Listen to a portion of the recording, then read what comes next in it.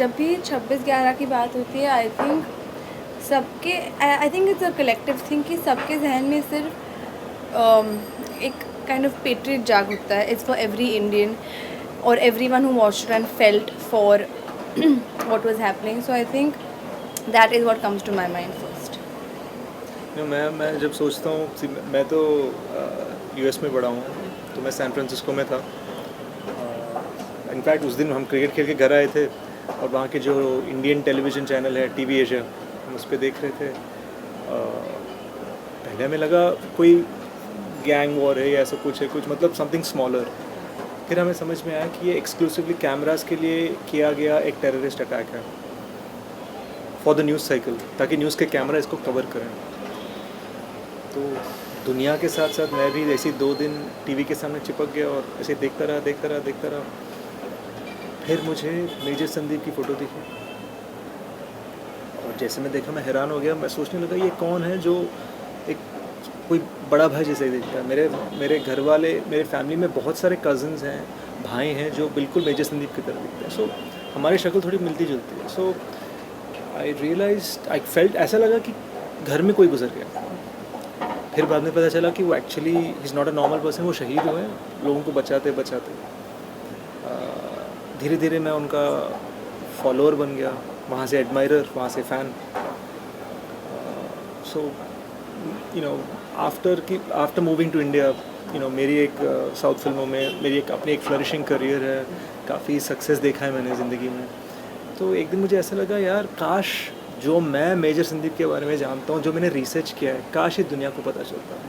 दुनिया को सिर्फ ये पता है 26/11 का चाकू. उनको सिर्फ मेजर संदीप की ज़िंदगी में आखिरी 48 घंटे पता है.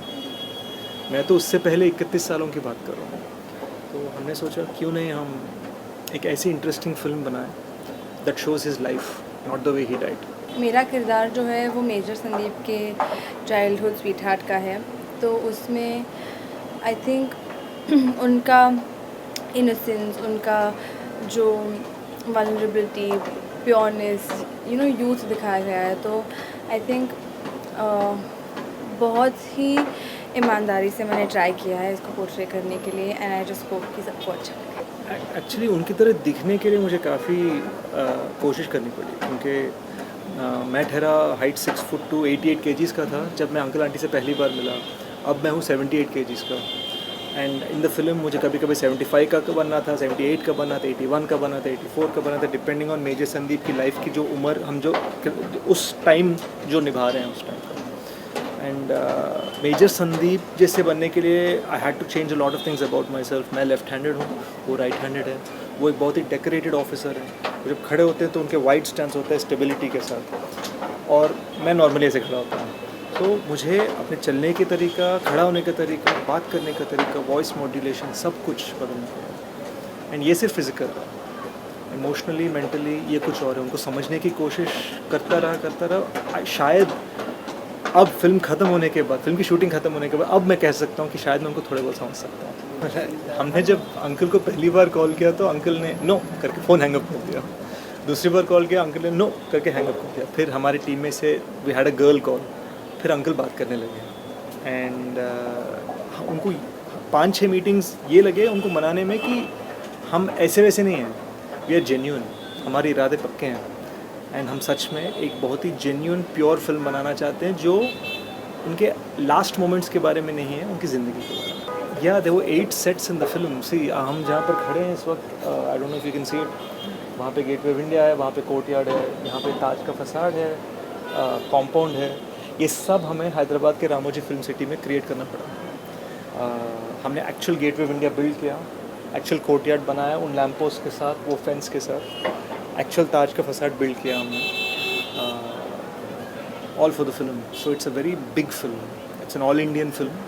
हमने इस फिल्म को हिंदी में शूट किया है, तेलुगु में शूट किया है, मलयालम में डब कर रहे हैं क्योंकि वो मेजर संदीप की जो मदर टंग है, और तेलुगु में इसलिए क्योंकि तेलुगु में मेरे एक फॉलोइंग है, और हिंदी में क्योंकि ये एक इंडियन स्टोरी है.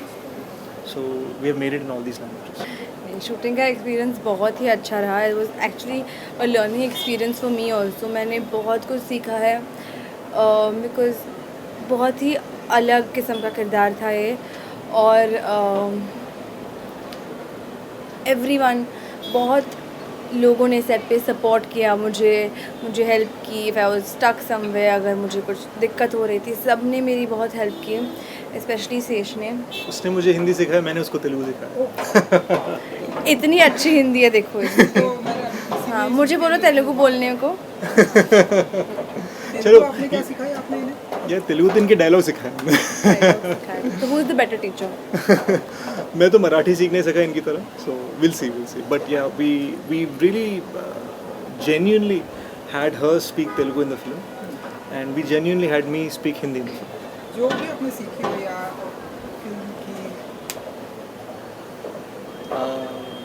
No, say it out loud. We can't. No? No, not the film line. Just say any Telugu line. So I'll say it like a pro. How are you या जो भी आप ఎలా ఉన్నావు బాగున్నావా ఎలా ఉన్నావు బాగున్నావా Ella una baunava. कैसे हो कुछ खाया Oh, कुछ खाया? हाँ जी खाया फिल्म की रिलीज़ फरवरी 11th को है, सो हम जनवरी इज़ द राइट टाइम कि हम ट्रेलर रिलीज़ करने के लिए, तो उससे पहले रिलीज़ करेंगे तो बहुत ज़्यादा टाइम लग जाएगा। सो इन जनवरी आप ट्रेलर देखेंगे and it is about his life.